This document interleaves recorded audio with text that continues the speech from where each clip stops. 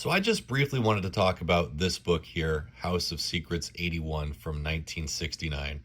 This is actually one of the most important horror comics ever produced by DC Comics. And here's the reason why. Now, House of Secrets actually started in 1956, and it started out as a post-code horror anthology. They did that for several years, and then they started introducing characters like Mark Merlin, and he was in the book for a while. Then he started sharing the book with Eclipso, you see here, and Eclipso and Prince Rahman, they were in the book for a while. And as many of you know, House of Secrets was actually a companion for another book around that time called House of Mystery. And they did Dial H for Hero. They also had Martian Manhunter.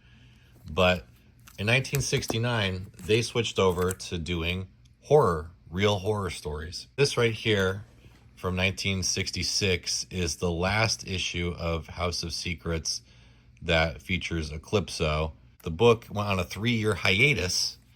And again, after House of Mystery started being explicitly horror, they decided to relaunch House of Secrets and have it be a horror anthology. What's interesting is that not only did it return from that 3-year hiatus, but the book itself actually features the House of Secrets as a character. And then you see in the middle of the book, there's Abel and there's Goldie. Goldie ends up being sort of an imaginary character who's part of the house. And there you see Cain. And then we get this horror story here is the first published work by Gary Conway. So pretty important as well. But what this effectively did was not only kind of introduce the House of Secrets as a character, it also helped introduce Abel. As we know later on, Cain and Abel became important for Swamp Thing, for Sandman later on.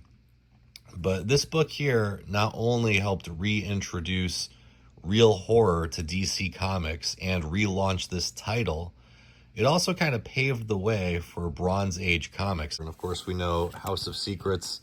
There was many great issues to come from that. I don't have number 92, but that, of course, is the first appearance of Swamp Thing. And all of this would not have been possible. This and other Bronze Age DC stories would not have been possible if not for this book.